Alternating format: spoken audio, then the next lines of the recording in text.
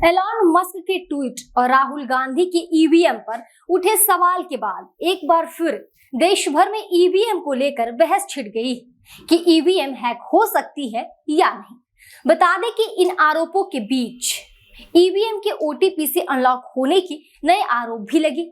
साथ ही Mumbai north west seat पर चुनावी नतीजों को लेकर घमासान मच गया। हालांकि बाद में इस मामले पर इलेक्शन कमीशन की भी प्रतिक्रिया सामने आई और उसने इन बातों को सिरे से खारिज कर दिया। ऐसे में इन सब के बीच सबसे बड़ा सवाल ये है कि क्या वाकई में ईवीएम को ओटीपी से अनलॉक किया जा सकता है? आखिरकार ये पूरा मामला क्या है, चलिए विस्तार से समझते हैं। इस विवाद की शुरुआत हुई मुंबई उत्तर पश्चिम लोकसभा सीट से। चुनाव हारने वाले उद्धव गुट की शिवसेना के अमोल कीर्तिकर की एक शिकायत के बाद अमोल कीर्तिकर ने यह शिकायत चुनाव आयोग से की और उन्होंने वोटों की गिनती और एजेंट की काउंटिंग में अंतर होने का आरोप लगाया। बता दें, चुनाव परिणाम के बाद अमोल कीर्तिकर मुंबई की उत्तर पश्चिम लोकसभा सीट पर शिंदे गुट की शिवसेना के उम्मीदवार रविंद्र वायकर से हार गए थे और उनकी हार का अंतर महज 48 वोटों का है। वोटों की गिनती के दिन अमोल शुरुआत से ही आगे चल रहे थे। वे लगातार कई राउंड में आगे थे और लगभग ये तय था कि जीत उन्हीं की होगी। लेकिन आखिरी में जब चुनाव आयोग ने नतीजे घोषित किए तो अमोल 48 वोटों के अंतर से हार गए। दरअसल हाल ही में प्रिंट मीडिया की कुछ रिपोर्टों में यह भी दावा किया गया है कि ईवीएम को ओटीपी के जरिए अनलॉक किया जाता है।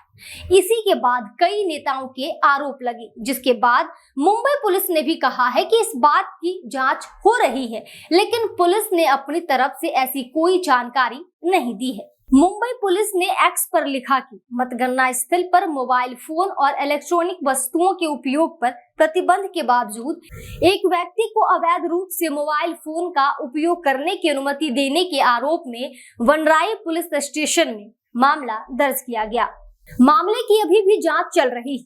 कुछ अंग्रेजी और मराठी समाचार मीडिया ये भी कहते हैं कि समाचार प्रकाशित किया गया कि ईवीएम को अनलॉक करने के लिए ओटीपी के लिए एक मोबाइल फोन का उपयोग किया गया था। मुंबई पुलिस की ओर से ऐसी कोई सूचना किसी अखबार को जारी नहीं की गई, इसलिए ऐसे में समाचार लेख झूठे और भ्रामक हैं। चुनाव आयोग ने इस मामले पर अपनी वेबसाइट पर बताया है कि ईवीएम का किसी बाहरी डिवाइस या सिग्नल से कोई लेना देना नहीं है, इसीलिए ईवीएम ओटीपी से अनलॉक होने का सवाल ही नहीं उठता।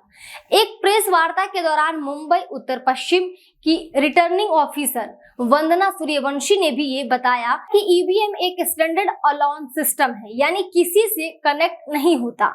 ये एक तरह का इंडिपेंडेंट डिवाइस है। इसे प्रोग्राम करने या अनलॉक करने के लिए किसी वन टाइम पासवर्ड यानी कि ओटीपी की जरूरत नहीं है और इसे हैक नहीं किया जा सकता। जब उनसे पूछा गया कि इस सीट पर दोबारा वोटों की गिनती की मांग उठ रही है, इस पर उन्होंने कहा कि किसी भी उम्मीदवार ने दोबारा गिनती के लिए नहीं कहा है। जिस प्रक्रिया पर चर्चा की जा रही है वो अवैध वोटों की पहचान करने के लिए पोस्टल से आए मतपत्रों के वेरिफिकेशन से संबंधित है। उन्होंने ये भी कहा है कि 26वें राउंड तक ईवीएम की गिनती में शिवसेना यूबीटी प्रत्याशी कीर्तिकर एक वोट से आगे चल रहे थे, वहीं वायकर पोस्टल बैलेट में 49 वोटों से आगे चल रहे थे। 110 अवैध पोस्टल बैलेट का वेरिफिकेशन किया गया और उसके बाद उन्हें अवैध घोषित कर दिया गया, जिसके बाद नतीजे शाम 7:53 पर घोषित किए गए और कीर्तिकर ने 8:06 पर आपत्ति जताई। इलेक्शन कमीशन ने निर्धारित प्रक्रिया का पालन किया है। हालांकि ईवीएम को लेकर ये आरोप लगाया जाता है कि वायरलेस कम्युनिकेशन के जरिए ईवीएम को किसी अन्य डिस्प्ले से बदलकर किया जा सकता है या एक अतिरिक्त सर्किट बोर्ड डालकर किया जा सकता है, जो वायरलेस डिवाइस के माध्यम से एक्सटर्नल यूनिट के साथ कम्युनिकेट कर सकता है और परिणाम घोषित करने के लिए उपयोग किए जाने वाले कंट्रोल यूनिट डिस्प्ले को नियंत्रित करके परिणाम को बदला जा सकता है। हालांकि चुनाव आयोग कहता है कि इस तरह के बदलाव के लिए प्रथम स्तर की जांच के बाद ईवीएम तक कई बार पहुंचना होगा, जो कड़ी सुरक्षा के बीच असंभव है। फिलहाल इस वीडियो में इतना ही। इस खबर पर आपकी क्या राय है, कमेंट सेक्शन में हमें जरूर बताएं। तब तक के लिए मुझे दीजिए इजाजत और देखते रहिए दिगंता।